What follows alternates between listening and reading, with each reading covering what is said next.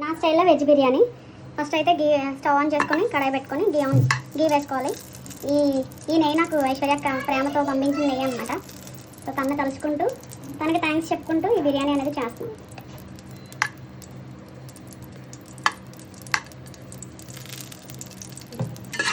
Already pan హీట్లోనే ఉంది. Just ఒక 5 seconds మసాలాలు యాడ్ చేసుకున్న తర్వాత ఒకసారి రోస్ట్ చేసుకోవాలి.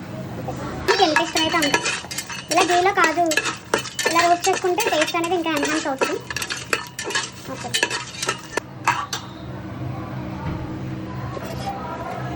కాజు రోస్ట్ అయిపోయిన తర్వాత నేను కొంచెం ఆయిల్ యాడ్ చేసుకుంటున్నాను. కానీ మొత్తం గీతో మనం చేయలేం కాబట్టి కొంచెం ఆయిల్ యాడ్ చేసుకుంటే ఆనియన్స్ వేగడానికి మనకి బాగుంటుంది అన్నమాట. చక్కగా మసాలా దినుసులు ఈ కాజు మంచిగా రోస్ట్ అయితే బాగుంటుంది. మరీ మాడిపోకుండా నీట్గా. నేను ఇందులో జాజికాయ వేయలేదు. మీరు జాజికాయ పొడి చేసుకొని యాడ్ చేసుకోండి, టేస్ట్ చాలా బాగుంటుంది వెజ్ బిర్యానీ.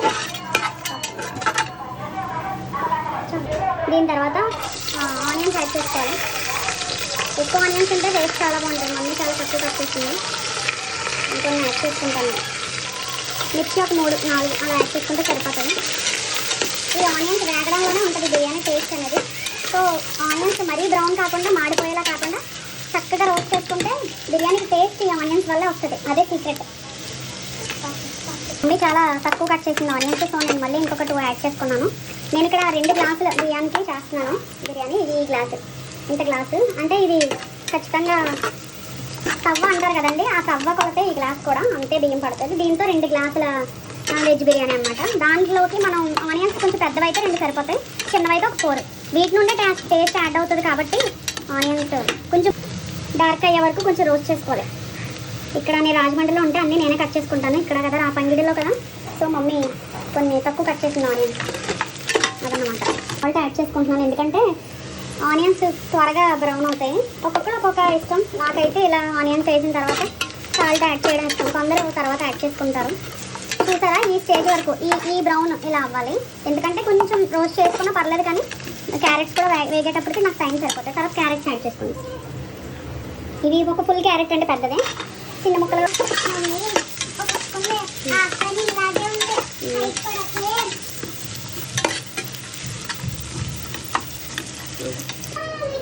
చాలామంది పసుపు యాడ్ చేసుకోరు. బట్ నాకు ఏ కర్రీ ఎలాంటి కర్రీస్ ఏదైనా సరే కర్రీ అయినా కొంచెం పింజ్ ఆఫ్ పసుపు యాడ్ చేసుకోవడం.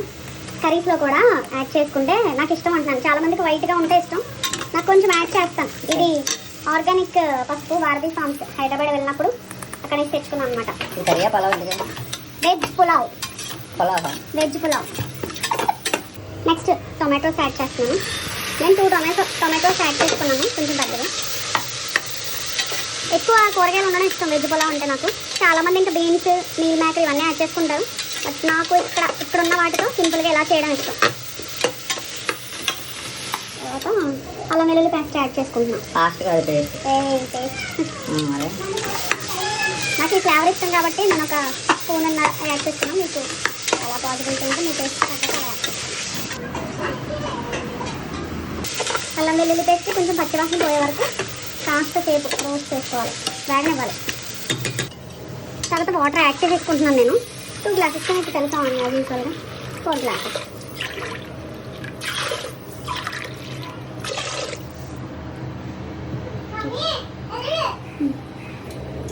పుదీనా, కొత్తిమీర. నాకు వేపడం ఇష్టం ఉండదు, సో కడిగి వేసుకోవాలి. ఆల్రెడీ కడిగినవే మళ్ళీ కడుగుతున్నాను. అక్కడక్కడ బ్లాక్ ఆకులు తీసి తర్వాత ఇలా యాడ్ చేసుకుంటాను వాటర్ అయ్యాక. చాలామంది ముందు రోస్ట్ చేసుకుంటారు, నాకు ఇలా ఇష్టం. కొంచెం బాయిల్ అవుతే త్వరగా ఉడుకుతుంది రైస్. మిరియాలు, ఆకు, ఇంకా చాలా ఈ వెజ్ పులావ్లో నా సీక్రెట్ ఇంగ్రీడియంట్ ఈ గరం మసాలా అన్నమాట. కానీ అందరూ యాడ్ చేసుకోరు, ఒక స్పూన్. ఇది కూడా టేస్ట్ చాలా బాగుంటుంది రైస్లోకి. ఒక్క పొంగు వచ్చే వరకు కొంచెం బాయిల్ అవ్వనివ్వాలి, కాసేపు మనం వెయిట్ చేయాలన్నమాట. ఇంత పెద్ద గిన్నెలో ఉండక్కర్లేదు, బట్ నాకు ఇక్కడ ఇదే పాసిబిలిటీ కుదిరింది కాబట్టి ఇదే ఇందులోనే వండుతున్నాను.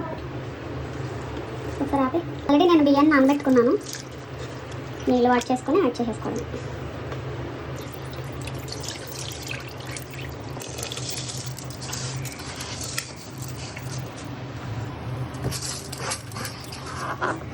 ఒకసారి చూసుకుని ఉప్పు మనం సాల్ట్ అడ్జస్ట్ ఇప్పుడే చేసేసుకుంటే బాగుంటుంది. నేనైతే కరెక్ట్గా యాడ్ చేసుకున్నాను. ఒక్కసారి హై ఫ్లేమ్లో పెట్టేసి పొంగు వచ్చిన తర్వాత సిమ్లో పెట్టేసుకుంటే మంచి వెజ్ పులావ్ రెడీ అయిపోతుంది. ఒకసారి చెక్ చేసుకుందాం. అయిపోయింది. ఇంకా ఆల్రెడీ కొత్తిమీర యాడ్ చేశాను కాబట్టి చాలా తక్కువ యాడ్ చేస్తున్నాను అంతే. చాలా బ్యూటిఫుల్గా ఉంటుంది. టేస్ట్ కూడా చూడడానికి ఎంత బాగుందో తినడానికి కూడా అంతే బాగుంటుంది.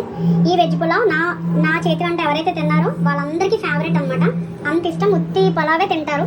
నేను మా మమ్మీకి, మా డాడీకి, మా చెల్లి వాళ్ళకి, పిల్లలకి, మా పిల్లలందరికీ కూడా చాలా చాలా ఫేవరెట్ ఇది. ఈ స్టైల్ మీకు నచ్చినట్లయితే మీరు కూడా చేసుకోండి. నేను చెప్పిన అప్రాక్సిమేట్గా అందరికీ తెలిసిందే. ఈ స్టైల్లో ఆనియన్స్ ఎక్కువ రోస్ట్ చేసుకుంటే మీకు టేస్ట్ అనేది ఇంకా ఎన్హాన్స్ అవుతుంది. Thank you.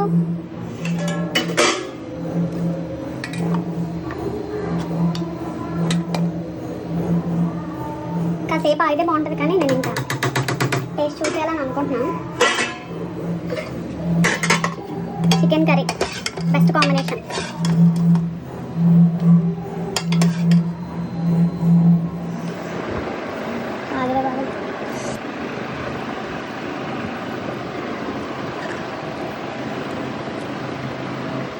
నెక్స్ట్ పాపాయి వాడికి